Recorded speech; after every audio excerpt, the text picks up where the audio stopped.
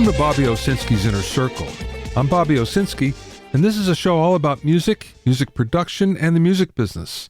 My guest this week is vocal coach Adreana Gonzalez. First of all, Spotify has a new promotional tool. It's called Marquee.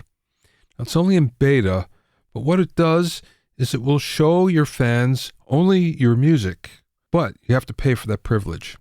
And it's expensive. It's as much as 50 cents per click. Now, here's the thing. This would be okay if it was showing it to new potential fans, but in fact, it's showing it, yes, maybe to new fans, but to all your existing fans as well. These are fans that would see your music anyway via their feed. Now, again, the thing is, they're not seeing different songs from different artists besides you. They're just seeing your music. So they're focused on that. Even so, it's really expensive. And it's getting to be a lot like Facebook. Facebook now charges you to reach your own audience. It used to be that a post on Facebook would reach 100% of all your fans, all your followers. Then it was 50%, then 30%, and now it's down to about 2%. And if you want to reach more, then you have to pay for that privilege. And it looks like Spotify is going that way as well. The real problem here is each fan would have to listen to your new album about 12 times for you to break even. So it's not a good deal so far. I can see why Spotify is doing this. After all this time, they still haven't really made any money except through financial engineering. So they're trying anything they can in order to turn a profit. Their shareholders are demanding it now. That being said, Spotify Marquee does not seem to be a good deal.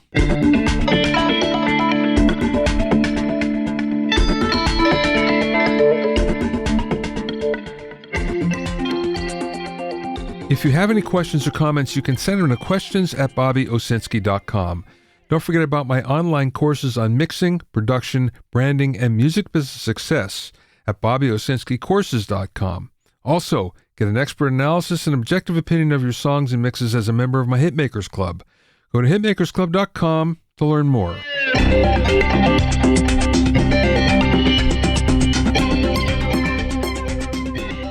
Now, we're starting to see a lot of smart plugins and smart apps that are dedicated to music. Now, it's true that there's been AI and machine learning recommendation engines on music platforms like Spotify and YouTube and just about any music distribution platform that you can think of. Yes, that's been going on for a while and it's been doing it really successfully. But now, smart machine learning plugins are learning how to dial in the perfect EQ in a mix, the perfect amount of compression. And I just saw one the other day about dialing in the perfect reverb settings for your track. Obviously, experienced engineers really hate this. But my take is that if it gives us better mixes across the board, then we're better off for it. It certainly would have been better on Adele's new hit, Easy on Me, which wouldn't even pass for a good demo at one point in time. It's so compressed. But that's a conversation for another time. Now we're getting AI engines that are writing songs. And in some cases, maybe they're even better than the songs that are coming out today. Big problem there is they really can't replicate the genius level of Paul Simon or Paul McCartney or Pete Townsend or Carole King or any great songwriter. The one thing about all these smart machine learning applications and plugins is they're turning out a boring product. And yes, it may be a level up from what an amateur can achieve, but great engineers make decisions that artificial intelligence wouldn't. Great engineers learn how to think outside the box, and AI doesn't. Now, on the other hand, you have to wonder whether musical instruments and digital audio workstations will have to be redesigned to take better advantage of machine learning. So with that in mind, are we at the beginning of a new age in music? Is the way we compose and create music going to change 5 years from today? Are our tools going to be different? I can't wait to find out.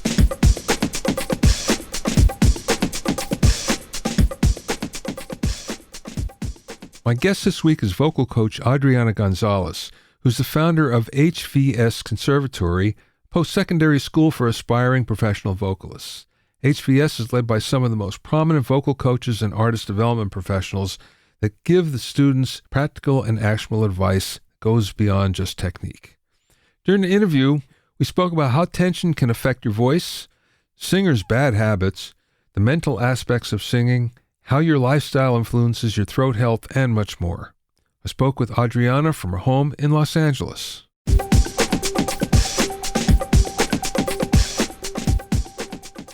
Let's go back to the beginning about how you got started in music. How did I get started in music? From an early age, I just had this aptitude for rhythm and notes and things like that. So it was interesting because when I was in the fourth grade, I think I was around 6 or something, I had auditioned for the musical, right? Didn't even get a chorus role. I got nothing. Like they didn't even notice me. And then fifth grade rolls around and I auditioned. I got the lead. And then from that point on, I was first chair. I was constantly doing solos. I was the lead in like everything. So it was interesting, but like it was always a part of me. And then one day it just blossomed and just became this talent that I had. So I started doing that from an early age, putting on productions where I was literally producing, directing, writing, costume design, set design, and starring in, neighborhood productions that I would cast people in. And then in college, I pursued it. I went to the American Conservatory Theater, where I studied for a couple of years. I also had a scholarship to a music school in San Francisco called Blue Bear School of American Music. So did that, and then shortly came here to Los Angeles after booking a ton of radio and TV spots for singing, for commercials. So came down here and then started pursuing acting and singing myself. And it was around the age of like 25 that I decided that I probably needed to have like a plan B or something. And that's when, I was studying with my vocal coaches at the time. And I just thought like, hey, I love the voice so much. I'm so, enamored by it and obsessed by the way that it works that I'm going to try to be a coach myself. And so then I studied with speech level singing technique, Seth Riggs. Seth Riggs is world-renowned vocal coach. I'm not sure if you know him. Yeah.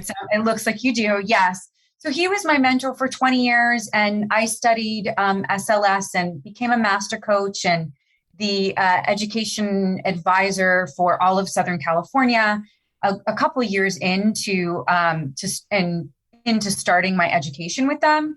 And then I started my own vocal coaching studio, and I am now opening up a conservatory that's completely dedicated to the voice. So yeah, it's been a bit of a journey. It's been about, 30 plus years, but I'm here.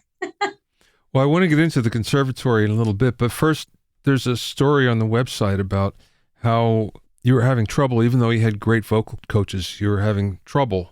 And there was one coach specifically that straightened you out, and it was a tension problem, right?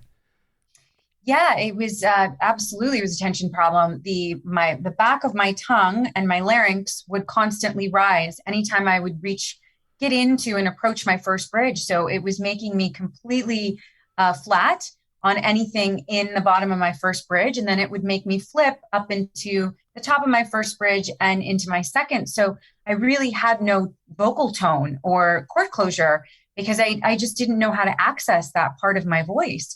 But yeah, I studied with, and I don't even want to name the people that I've studied with because that would definitely, just put their name under a bad light. And I don't want any of that. But yeah, it was essentially Seth Riggs himself and then Jeffrey Skousen, who is my director of voice at the conservatory, who taught me how to relax my larynx. And now I can go flawlessly from my bottom of my chest voice, which is what SLS, basically prides itself on, into the highest part of my head voice, which is through my fourth bridge with absolutely no breaks and tension whatsoever.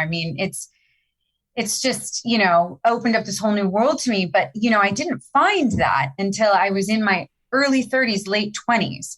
So by that point in time, I just really didn't feel like performing anymore. I was like, I've been performing for 15, 20 years. And think I just want to focus on being behind the camera and helping people and helping young people, especially because it really does start off at an early age that you can correct these things or even make them so they're not even an issue.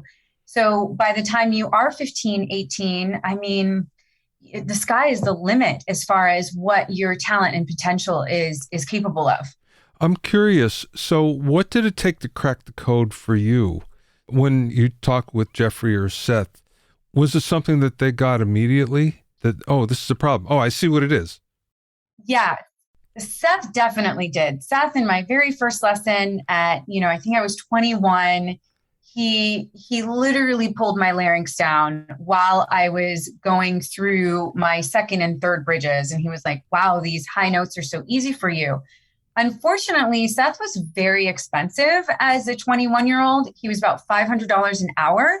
So I just couldn't afford to take any lessons with him. In hindsight, what I should have done is I should have saved up my money over 2 months, taken one lesson with him, because it would have by far surpassed the countless hours that I studied with some of the coaches that were under him.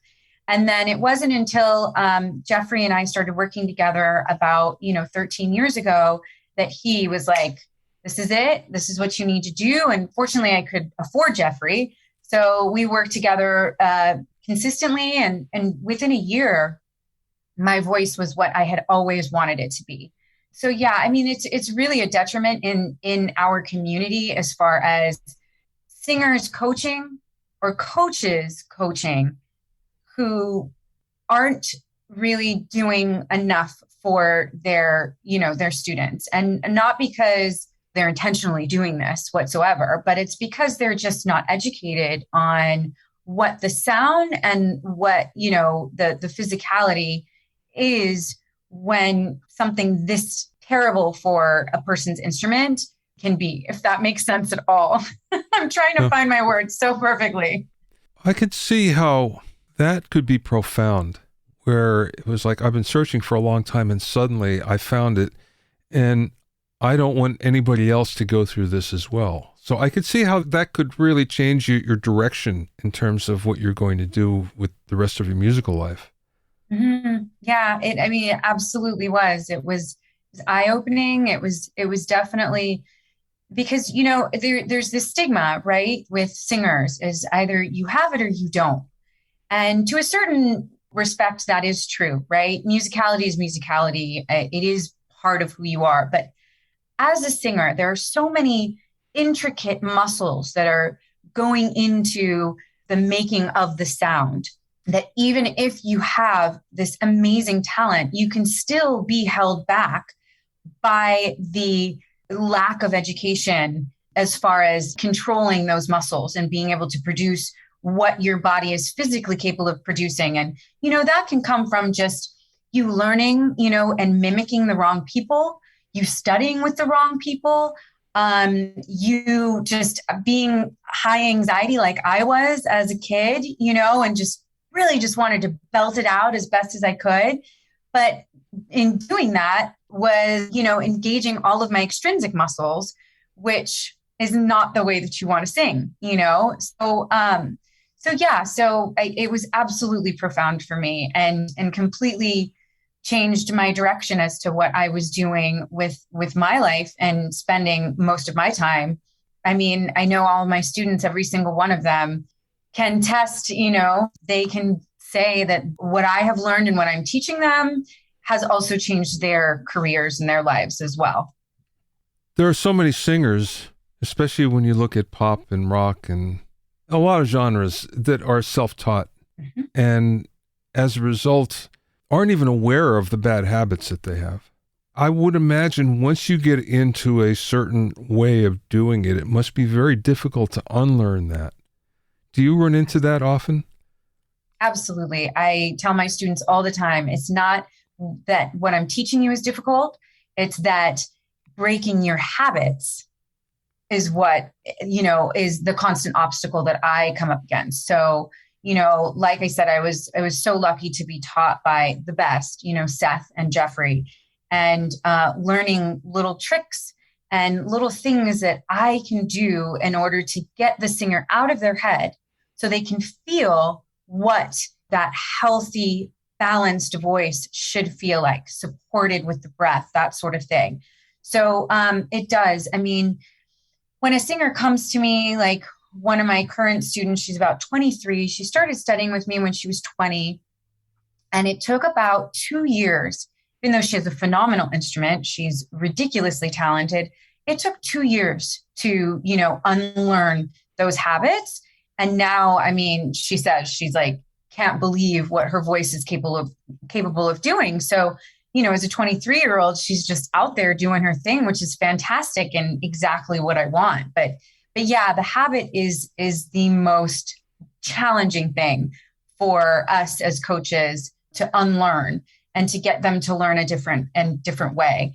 But I mean, that's where patience and education, as far as like what is physically going on with the body when this is happening. And then also sometimes it tends to be a mental thing too, the psychological and the physical end up, coming together. So as a coach, you also have to discern, where is it that I place my attention and where do we focus and how do I communicate this to the student so that they're capable of not only understanding, but being able to put it into practice on a regular basis.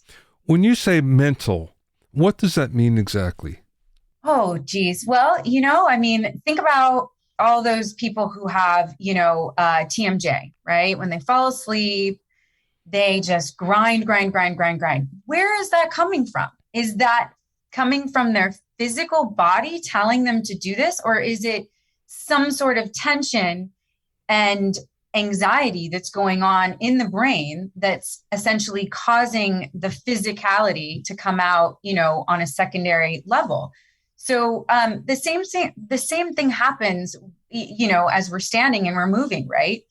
So as humans, because of all of the anxiety and the stress that we go through on a day-to-day basis, we have a tendency to breathe short into our chest, right? And only up here. So we feel like we're constantly hyperventilating, especially in times of stress where we feel like we can't quite catch our breath because the adrenaline is pumping so deeply.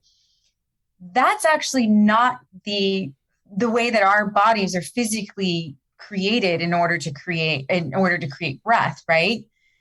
Physically, we're supposed to take a nice deep breath into our diaphragm, all the way to the bottom of our, rib cage, top of our stomach, and inhale and then exhale. And that's where we get not only the most relief from stress, but also as singers, that's where we get our power. And even as speaking, that's where we really get the most power, so that we're not, and I'm sure you might come across this, depending on how many hours you're speaking during the day and what you've eaten, what you've had to drink, that sort of thing, that certain days your voice might be able to last, 3 or 4 hours of constant speaking, and other days it might be only an hour, and then you start to feel a little bit of fatigue.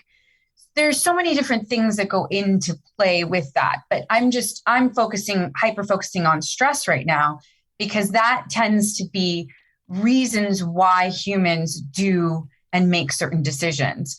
And it ends up becoming a secondary physical, what's the word for it? A secondary thing that ends up being taken on physically. Some time ago, I was having an anxiety problem with something that was happening in my life. And I have a psychologist friend. I call him up and I said, "Can you help me with this?" And he said, "Yes. Take a really deep breath in through your nose and then expel it through your mouth, and do that 3 times. And it was shocking because I felt so much better after that. Yeah. So it just goes to show you that what you're saying is true. And I guess especially for a singer too, it has to be that way. Absolutely. I mean, it's sometimes the most simplistic thing that we don't think about is actually the answer. And it's the same thing when it comes to singing. It's the most simplistic way. It's literally how our bodies are created to produce sound, is how we are supposed to sing, but like I said, all these different stressors and just, a novice trying to imitate another singer might pick up, the wrong habits, because you just don't know your body that intricately when you're beginning, whether or not you're talented, and you could be highly talented and you still run into these problems. In pop music, pop and rock and whatever, it's popular to have a gravelly voice, which seems to be the antithesis of what a trained vocalist will do, where they're going for more of a pure tone. So how do you reconcile that? That's an interesting one, because I work with a lot of pop singers, and it's not about getting rid of their sound. I still want them to have that style, but we also need to, and this is if the pop singer, and normally this only happens once they've had a vocal injury, then they come to me, then we have to strip everything down and build it back up again. And I, have to reinforce with these singers over and over again that I'm not trying to take your style away from you, but just for now, while we're practicing, I need you to just focus on the technique and the fundamentals. And I can't even tell you, 10 times out of 10, every single singer is like, oh my God, this is amazing. Because it just, opens up different areas of their voice that they just didn't know that they had access to because of all of these habits that they've developed. So yes, pop and rock and, belting is one of the most detrimental, stylistic things that a singer can do to create that, that passion and that emphasis. So what we like to focus on is a very strong mix. There's a super fine line between the two, oddly enough, but one will take you until, your 60s singing wonderfully. And the other, you're lucky if you can make it until you're 30, doing that. So yeah, it's definitely a fine line, and something that I have to massage into certain singers for sure. I have one singer that I'm working with, and we're getting him ready for his release. And, he came runner-up in The Voice in the Netherlands. He's 21. He's had a singing career for, I don't know, probably 10 years already at the age of 21. And it was difficult to negotiate these things with him at first, because he just kept wanting to yell and scream those top notes, but he was literally hurting himself to where he would lose his voice, after working with him for a couple months, I finally got him to realize that this is a strong mix.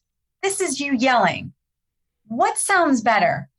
And now he actually agrees with me, that the strong mix sounds better. So it's just a matter of reprogramming, what the insight that they have, the vision that they have of who they are.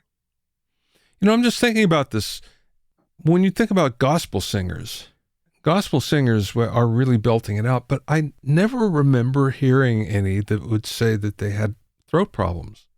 Maybe it's just that I don't know the genre enough to understand that they do. But I never remember reading anything about gospel singer or someone came up through the church singing like that, saying, yes, I had a lot of problems and then I had to change, or I lost my voice or anything. So gospel singers, the amazing thing about the gospel, genre in itself is that they are massively supported by their breath. Okay. So anytime you want to get that strong mix, or the belt that people like to say and refer to it as, you have to support yourself with your breath.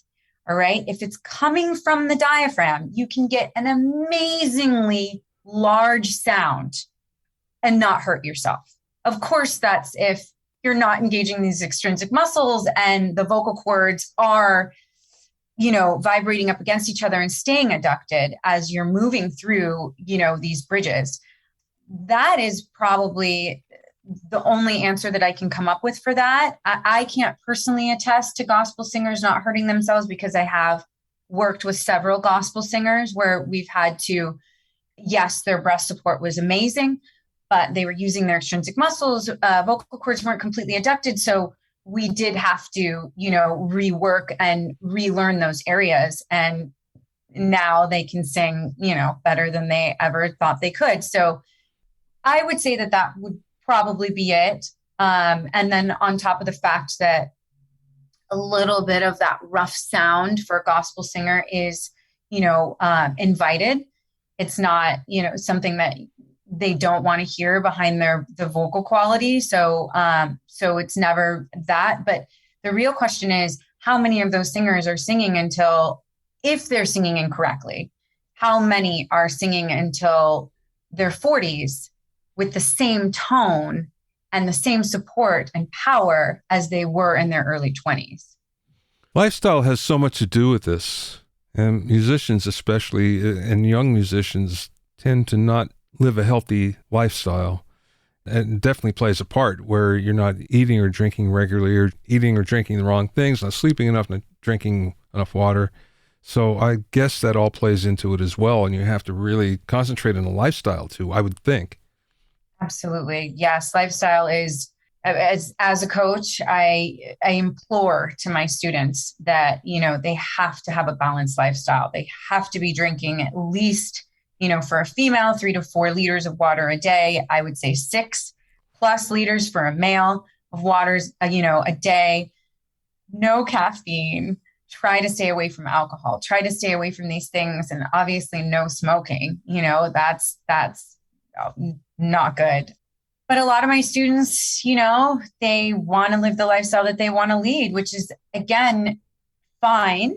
But I just have to consistently remind them that you're in your 20s. This is okay for now. You're going to see a huge difference in your 30s. I mean, it's that quick. It doesn't take more than 10 years to see a massive difference in what you're capable of doing if you're not living, a balanced lifestyle. And at my conservatory, one of the classes that is absolutely mandatory is a wellness class. So, because I really want to enforce in these young musicians that lifestyle and a healthy lifestyle is very, very important for their longevity, for their careers. Well, let's talk about that. Tell me how the HVC Conservatory came about. So HVS Conservatory came about... HVS, I'm sorry. HVS. That's okay. No, it's a long name, trust me. Yeah. Sometimes I mix it up. I'm like, is it HSV or... Yeah, so funny. So the conservatory came about because a friend of mine was, he's seen me do my thing for the last 20 years and it really, feels like I'm such a talent and that sort of thing. And he wanted to invest in something that was bigger. He said to me, what is a dream that you've always had? What's something that you've always wanted to do that you haven't been able to do because of, resources and means and that sort of thing. And it was starting my own school. So yeah. And it had been something on my mind for the last 5 years, probably, just because I get an influx of foreign students that come in from Japan and China and Australia and the UK. So I was thinking, like, what an amazing way to get all of these wonderful talents under the same roof for, a year, 2 years, 4 years, where we can really develop and hone their skills. Because one of my great mentors, who was Gary Marshall, he's, a film director, very, very, prestigious film director. As an actress, he would always tell me that I couldn't just act, needed to do more, right? You need to write, you need to produce, you need to sing, you need to be a musician. There's just so many things, right, that you can do as an artist in order to have a successful career. So what I really wanted to impart on these students is that you don't have to be Beyonce to be successful as a musician. You can make $100,000 to $500,000 a year, which is vastly successful, right? For most people, writing songs, just doing, being published, doing background vocals, doing session singing, so many things that you could do. You could do production. Not only can you be that lead singer, but there are so many other avenues that you can pursue. You could be a vocal coach, so many things that you can do that you're still in your line of expertise, but you're just branching out a little bit so that you're not putting all your eggs in one basket per se. And that has helped me. I was so lucky to have Gary and Seth and Jeffrey in my mid-20s as mentors, because just combined, they taught me so much. And I'm in the place where I am, where I'm a successful vocal coach and done a bunch of acting and singing and, have had successes in a lot of different things. Screenwriting I've done. The sky is the limit. I just feel like you can't really, you don't really want to pigeonhole yourself ever when you're in the arts. Tell me more about the conservatory then. The type of students that you're getting and what they're learning. So the type of student that we're getting are people between the ages of, I would say, 15 and 35. So these are musicians who are at a crossroads of what they're capable of doing with the skills that they currently have.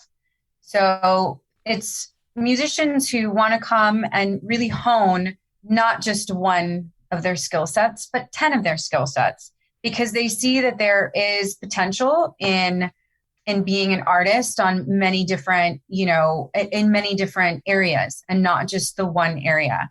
I do get students who are absolutely, they want to be recording artists 100%. They want to be, the headliner and that sort of thing. Absolutely. I get those students as well, but it's actually quite a large demographic, I have to say, male, female, like I said, between 15 and 35. And at some point I would love it for 45 and 55-year-olds to come too, if they want to, just to really refine their craft and their skill set.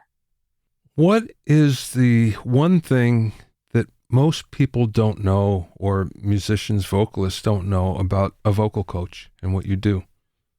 There are a lot of singers out there who are famous and they don't even acknowledge that they have had a vocal coach, because they want people to think that it's a born talent, a God-given talent.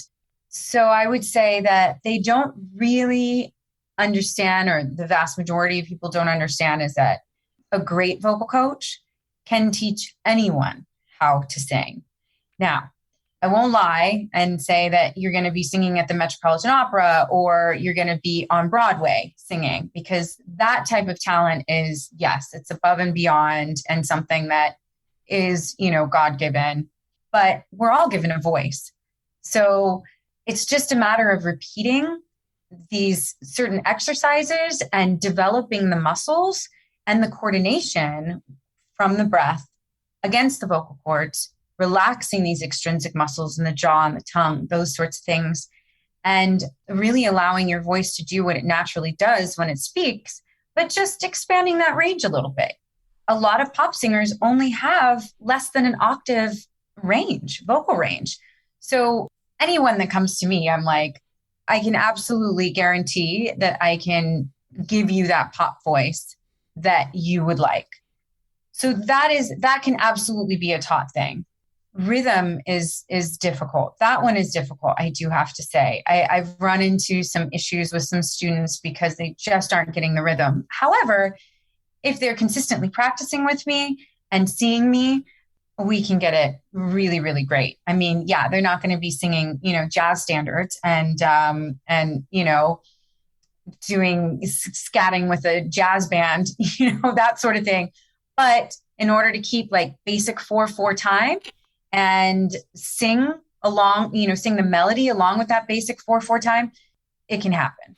I have a friend who's a very famous engineer producer in Nashville, Ed C. And he always talks about the 3 Ps to have a great vocal: pitch, passion, and pocket. What's pocket? Pocket is rhythm. Oh, okay. Yes. Yeah. Yeah.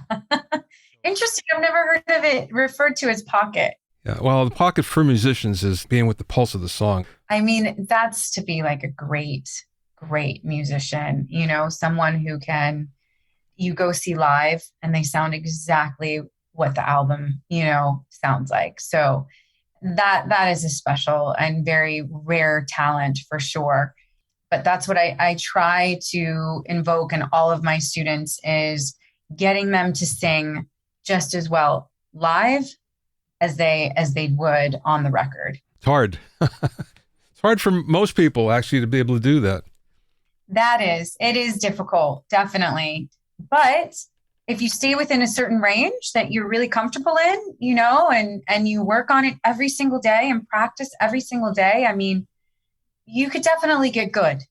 Last question, Adreana. And thanks for doing this. I appreciate it. And it's Adreana, by the way. Adreana, I'm sorry. That's okay. Since you've been now doing this as a vocal coach and now creating this conservatory, what's the best piece of business advice that maybe you learned along the way or somebody imparted to you? Gary Marshall, his words ring so deep. Honey, you only get 15 minutes a day to feel sorry for yourself. That's it. So, when you're starting a business and when you're doing something that it takes a lot of risk, or you might be doing something that takes mediocre risk or no risk at all, but you still have stress and anxiety and you are constantly second guessing yourself. Is this the right decision? Oh no, I'm going to fail. You know what I mean? Only allow yourself to focus on that 15 minutes a day. You can't get stuck in that negative loop because yes, it'll become a self-fulfilling prophecy, right? But if you don't, if you stay positive and you keep moving forward, no matter where you end up, you're going to be in a better place than where you started. And isn't that what you're really looking for, as a business owner? Being able to do what I love on a daily basis is just, to me, that's the dream. So yeah, I mean, I believe that if, in a year's time, I'm ahead of where I was at the beginning of last year, then I'm winning. You can find out more about Adreana and HVS Conservatory at hvsconservatory.com. That's HVS Conservatory, all one word, .com. Thanks for listening and being in my inner circle. Remember, if you have any questions or comments, you can send them to questions@bobbyowsinski.com. To listen to other episodes of Bobby Owsinski's Inner Circle, go to bobbyowsinski.com and select the podcast tab, or go to bobbyoinnercircle.com, or you can find it on Apple Podcasts, Stitcher, Mixcloud, Google Podcasts, Spotify, Deezer, TuneIn Radio, Radio Public, and Podbean. At bobbyowsinski.com and bobbyoinnercircle.com, you'll also find a sign-up form for my newsletter and for alerts for new podcasts. This is Bobby Owsinski. I will see you next time.